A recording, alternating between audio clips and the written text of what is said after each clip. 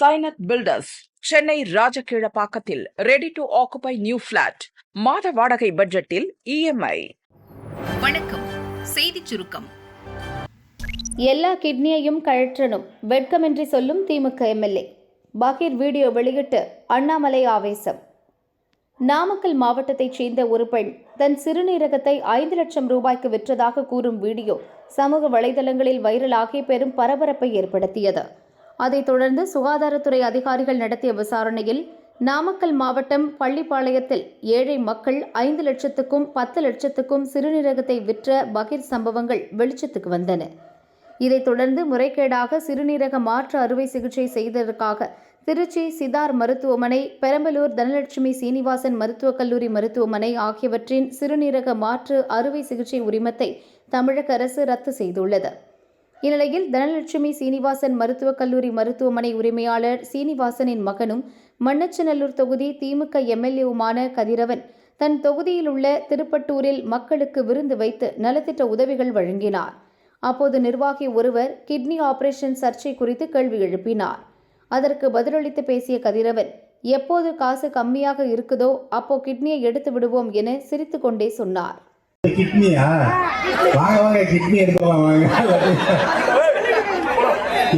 எப்ப காசு கம்மியா இருக்கோ அப்ப கிட்னி எடுத்துருவாங்க. கூட்டத்தில் கேள்வி கேட்டதால் ஜாலியாகத்தான் சொன்னேன் என்றவர் தொடர்ந்து பேசியதாவது, இந்த பிரச்சினை பற்றி இதுவரைக்கும் நான் பேசவில்லை, இப்போது கேட்டதால் பேசுகிறேன். கிட்னி அறுவை சிகிச்சை செய்ய சர்ஜன் 3 பேர், யூராலஜி டாக்டர் ஒருவர், ஒரு மயக்க மருந்து டாக்டர் என 5 டாக்டர் இருக்க வேண்டும். நினைத்தவுடன் கிட்னி அறுவை சிகிச்சை செய்ய முடியாது. முறையாக அரசிடம் அனுமதி பெற வேண்டும். ஒரு அறுவை சிகிச்சைக்கு 10 லட்சம் ரூபாய் முதல் 12 லட்சம் ரூபாய் வரை கட்டணம் வாங்குவோம். எல்லா செலவும் போக எனக்கு 2 முதல் 3 லட்சம் ரூபாய் கிடைக்கும்.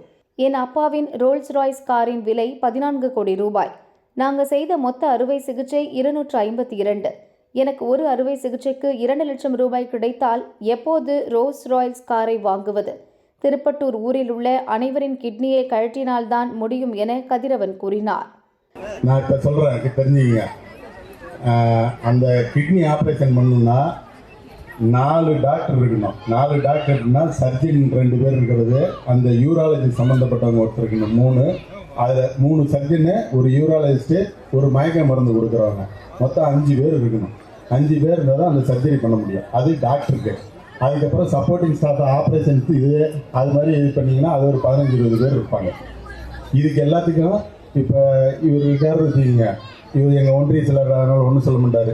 இவரை கூட்டிகிட்டு போய் நான் வந்து கிட்னி இப்போ ஆப்ரேஷன் பண்ணிட முடியுமா? அதுக்கு வந்து 3 பர்மிஷன் வாங்கணும். மதுரையில் போய் இவர் தான் பண்ணிக்கிறாருன்னா இவரையும் கூட்டிகிட்டு போகணும், இவங்க கொடுக்குறாங்கன்னா அவங்களையும் கூட்டிகிட்டு போகணும். அவங்க கூட்டிகிட்டு போகிறதுக்கு முன்னாடி தாசில்தார், ரிட்டையர்டு ஜட்ஜி, டிஆர்ஓ, அதுக்கப்புறம் போலீஸ் கமிஷனரு, அதுக்கப்புறம் அங்கே டீனு, மதுரை மெடிக்கல் காலேஜ் டீனு, இவங்க எல்லாம் உட்காந்து அப்ரூவல் கொடுப்பாங்க. அந்த அப்ரூவல் கொடுத்ததை எடுத்துக்கிட்டு திருப்பி இவங்களையும் கூட்டிகிட்டு நான் சென்னைக்கு போகணும். சென்னைக்கு போய் சென்னையில் வந்து அதே மாதிரி எல்லா கமிட்டிலையும் வந்திருக்கோம், அது இருக்கும். அதெல்லாம் பண்ணி கொடுத்த ஒருபாடு என்னோட வேலை என்னென்னா அந்த அப்ரூவல்லாம் வந்த ஒருபாடு நான் ஆப்ரேஷன் பண்ணுறது. ஒரு ஆப்ரேஷனுக்கு 10லேருந்து 12 லட்ச ரூபா வாங்குவாங்க. அவங்களுக்கு மருந்து செலவு, டாக்டர் ஃபீஸ் எல்லாம் கொடுத்தது போக எனக்கு ஒரு 2 லட்ச ரூபா 3 லட்ச ரூபா கிடைக்கும். எங்கள் அப்பாவோட ரோல்ஸ் ராய்ஸ் காரோட விலை தெரியுமா? அது 14.5 கோடி. நான் பண்ண மொத்த ஆப்ரேஷனே 252 தான். 2 லட்ச ரூபான்னு வச்சுக்கிட்டா எப்போ வந்து நான் ரோல்ஸ் ராய்ஸ் பண்ணுறது? சம்பாதிக்க 1000 வழி. எனக்கு என்ன ஒரே வருத்தம் என்றால், கிட்னி மாற்று அறுவை சிகிச்சை செய்து கொண்ட 252 பேரின் உயிரை காப்பாற்றியிருக்கிறேன். அது பற்றி யாரும் பேசவில்லையே என்பதுதான் எனவும் எம்எல்ஏ கதிரவன் சொன்னார். எம்எல்ஏ கதிரவன் பேசும் வீடியோ சமூக வலைதளங்களில் வைரலாகி வரும் நிலையில் பாஜக தேசிய செயற்குழு உறுப்பினர் அண்ணாமலை அந்த வீடியோவை பகிர்ந்து ஒரு அறிக்கை வெளியிட்டுள்ளார். அதில் கூறியிருப்பதாவது, மண்ணச்சநல்லூர் திமுக எம்எல்ஏ கதிரவன் வெட்கமின்றி பெருமையடித்து பேசிக் கொள்வதை இங்கே பார்க்கலாம். அந்த வீடியோவில் தனது திருச்சி மருத்துவமனையில் சட்டவிரோதமாக சிறுநீரக அறுவை சிகிச்சைகள் மூலம் கிடைத்த லாபத்தை தனது தந்தையின் 14.5 கோடி மதிப்புள்ள ரோல்ஸ் ராய்ஸ் காரின் விலையுடன் ஒப்பிட்டு பேசுகிறார். திருப்பட்டூரில் உள்ள எல்லோருடைய சிறுநீரகங்களையும் கழட்டினாதான் வாங்க முடியும் என அவரே ஒப்புக்கொள்கிறார். இது நகைச்சுவை அல்ல. நாமக்கலைச் சேர்ந்த ஏழை நெசவாளர்கள் பணத்தை காட்டி ஏமாற்றப்பட்டுள்ளனர். அவர்களின் சிறுநீரகங்கள் திருடப்பட்டுள்ளன. சிறுநீரக மாற்று ஆபரேஷன் மூலம் தன்னுடைய மருத்துவமனை குறைந்தது 7.5 கோடி ரூபாய் லாபம் சம்பாதித்ததாக எம்எல்ஏவே ஒப்புக்கொள்கிறார். ஆனாலும் திமுக அரசு எந்த உறுதியான நடவடிக்கையும் இதுவரை எடுக்கவில்லை. இந்த சிறுநீரக திருட்டு மோசடியில் இடைத்தரகராக செயல்பட்ட திமுக நிர்வாகி திராவிட ஆனந்தன் இன்னும் கூட கைது செய்யப்படவில்லை என அண்ணாமலை கூறியுள்ளார். மதுரை சொத்துவரி ஊழல், மேயர் இந்திராணி ராஜினாமா. மதுரை மாநகராட்சியில் சொத்துவரி நிர்ணயம் செய்வதில் முறைகேடுகள் செய்யப்பட்டு 200 கோடி ரூபாய்க்கு ஊழல் நடந்திருப்பது பெரும் அதிர்ச்சியை ஏற்படுத்தியது. இந்த விவகாரத்தில் பில் கலெக்டர்கள், கம்ப்யூட்டர் ஆபரேட்டர்கள், அதிகாரிகள், அரசியல்வாதிகள் என பலருக்கு தொடர்பு இருப்பது தெரியவந்தது. பில் கலெக்டர், வருவாய் உதவியாளர், மாநகராட்சி முன்னாள் உதவி ஆணையர் உட்பட 12 பேர் ஏற்கனவே கைது செய்யப்பட்ட நிலையில் தூத்துக்குடி மாநகராட்சி துணை ஆணையர் சுரேஷ்குமார் நேற்று கைது செய்யப்பட்டார். மதுரையில் உதவி ஆணையராக பணி செய்தபோது முறைகேட்டில் ஈடுபட்டதற்காக அவர் கைது செய்யப்பட்டுள்ளதாக சிறப்பு புலனாய்வு குழு போலீசார் கூறினர். அதன் தொடர்ச்சியாக மதுரை மாநகராட்சி மேயர் இந்திராணியின் கணவர் பொன் வசந்தை விசாரிக்க எஸ்ஐடி போலீசார் முடிவு செய்தனர். ஆனால் அவர் அதற்குள் தலைமறைவாகிவிட்டார். சென்னையில் அவர் இருப்பதாகவும் ஹைகோர்ட்டில் முன்ஜாமீன் பெற வழக்கறிஞர்களுடன் ஆலோசித்து வருவதாகவும் எஸ்ஐடி போலீசாருக்கு ரகசிய தகவல் கிடைத்தது. அதைத் தொடர்ந்து சென்னைக்கு விரைந்த போலீஸ் தனிப்படை பொன் வசந்தை நேற்று இரவு அதிரடியாக கைது செய்தனர். அவரை மதுரைக்கு அழைத்து வந்து விசாரித்து வந்த நிலையில் இன்று காலை அவரது உடல்நலம் பாதிக்கப்பட்டது. உடனடியாக தனியார் மருத்துவமனையில் சேர்க்கப்பட்டார். அவருக்கு பல பரிசோதனைகள் செய்யப்பட்டன. உயர் ரத்த அழுத்தம், சர்க்கரை பிரச்சினை உள்ளது. இசிஜி ரிப்போர்ட்டிலும் மாறுதலாக உள்ளதாக டாக்டர்கள் செளிக்கப்பட்டு வருகிறது. மேயரின் கணவர் கைது செய்யப்பட்டதைத் தொடர்ந்து மேயர் பதவியை இந்திராணி ராஜினாமா செய்ய இருப்பதாக திமுக வட்டாரங்கள் தெரிவித்தன.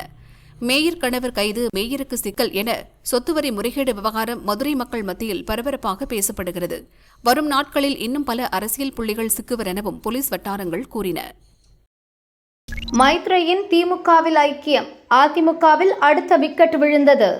அதிமுக முன்னாள் அமைச்சர் அன்வர் ராஜாவை தொடர்ந்து முன்னாள் எம்பி மைத்ரேயன் திமுகவில் இணைந்தார். திமுக அரசியலில் பாஜ, அதிமுக என பலமுறை கட்சி மாறியவர் மைத்ரேயன். இவர் 1990களில் பாஜகவில் இணைந்தார். அந்த கட்சியில் மாநில அளவில் பல்வேறு முக்கிய பொறுப்புகளை வகித்த மைத்ரேயன் 2000ஆம் ஆண்டு ஜெயலலிதா முன்னிலையில் அதிமுகவில் இணைந்தார்.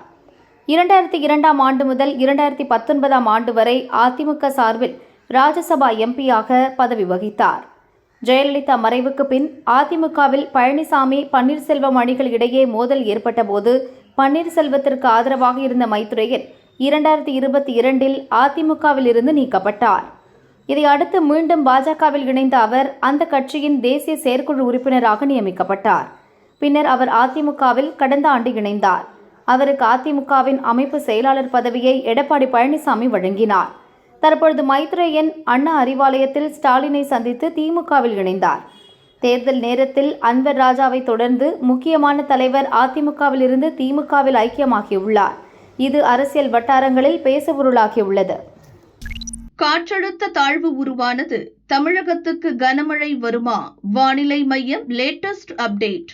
மத்திய வங்கக்கடல் பகுதியில் ஒரு வளிமண்டல மேலடுக்கு சுழற்சி நிலவுகிறது. இதைத் தொடர்ந்து மத்திய மேற்கு வங்கக்கடல் மற்றும் வடமேற்கு வங்கக்கடல் பகுதிகளில் இன்று காற்றழுத்த தாழ்வு பகுதி உருவாகியுள்ளது. இது அடுத்த 24 மணி நேரத்தில் மேற்கு வடமேற்கு திசையில் நகர்ந்து ஆழ்ந்த காற்றழுத்த தாழ்வு பகுதியாக வலுவடையும். அடுத்த 48 மணி நேரத்தில் வடக்கு கடலோர ஆந்திரா மற்றும் தெற்கு ஒடிசா நோக்கி நகரக்கூடும். தமிழகத்தில் வடக்கு மற்றும் தென் மாவட்டங்களில் ஒரு சில இடங்கள், புதுச்சேரி, காரைக்கால் பகுதிகளில் இன்று இடி மின்னலுடன் மிதமான மழை பெய்ய வாய்ப்பு உள்ளது. இந்த மழை 18ஆம் தேதி வரை தொடர வாய்ப்புள்ளது. நீலகிரி, திருவள்ளூர், ராணிப்பேட்டை மாவட்டங்களில் சில இடங்களில் இன்று கனமழை பெய்யக்கூடும். சென்னை மற்றும் புறநகர் பகுதிகளை பொறுத்தவரை இன்று சில இடங்களில் இடி மின்னலுடன் லேசான அல்லது மிதமான மழை பெய்யும் என இந்திய வானிலை மையம் தெரிவித்துள்ளது. வங்கக்கடலில் உருவாகியுள்ள காற்றழுத்த தாழ்வு பகுதியால் தமிழகத்தில் அதிக மழை பெய்ய வாய்ப்பில்லை. குறைந்த காற்றழுத்த தாழ்வு பகுதி தமிழகத்தை விட்டு விலகி வட மாநிலங்களை நோக்கி நகர்வதால் தெலுங்கானா, ஆந்திரா மற்றும் கர்நாடகா ஆகிய மாநிலங்களில்தான் கனமழை பெய்யும். தமிழகத்தில் வழக்கமான வானிலையே நீடிக்கும் எனவும் வானிலை ஆய்வு மையம் தெரிவித்தது.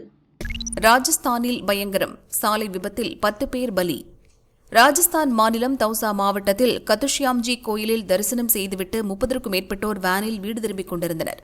இந்த வேன் தேசிய நெடுஞ்சாலையில் சென்று கொண்டிருந்த லாரி மீது பயங்கரமாக மோதியது. இதில் வேனில் இருந்த 7 குழந்தைகள் உட்பட 10 பேர் இறந்தனர். 22 பேர் படுகாயமடைந்தனர். காயமடைந்தவர்கள் அருகில் உள்ள மருத்துவமனையில் அட்மிட் செய்யப்பட்டுள்ளனர். இதில் சிலரது நிலைமை கவலைக்கிடமாக உள்ளது. இதனால் பலி எண்ணிக்கை அதிகரிக்கும் என அஞ்சப்படுகிறது. அதிகாலை நேரத்தில் இந்த விபத்து நடந்துள்ளது. தூக்க கலக்கத்தில் விபத்து நடந்ததா அல்லது வேறு ஏதேனும் காரணமா என போலீசார் விசாரித்து வருகின்றனர். இலங்கை சிறையில் மீனவர்கள் மீட்க குடும்பத்தினர் போராட்டம்.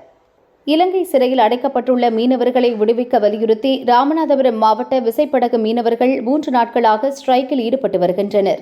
இக்கோரிக்கையை வலியுறுத்தி தங்கச்சிமடம் வலசை பஸ் நிலையம் அருகே ஆர்ப்பாட்டம் நடந்தது. கைது செய்யப்பட்ட மீனவர்களின் குடும்பத்தினர், உறவினர்கள், மீனவர் சங்க பிரதிநிதிகள், மீன்பிடி தொழிற்சங்க கூட்டமைப்பினர் கலந்து கொண்டனர்.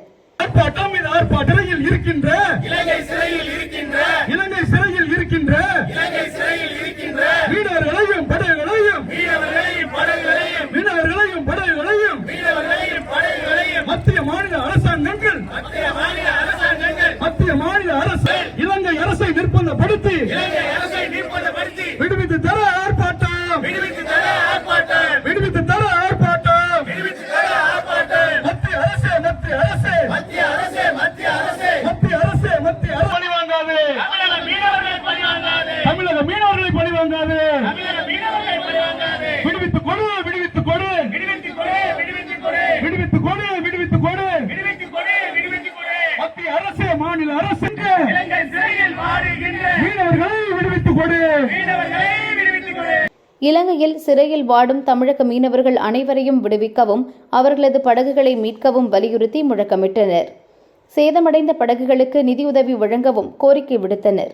கோரிக்கை நிறைவேறாத பட்சத்தில் 15ஆம் தேதி உண்ணாவிரதம், 19ஆம் தேதி ரயில் மறியலில் ஈடுபட உள்ளதாக அறிவித்தனர்.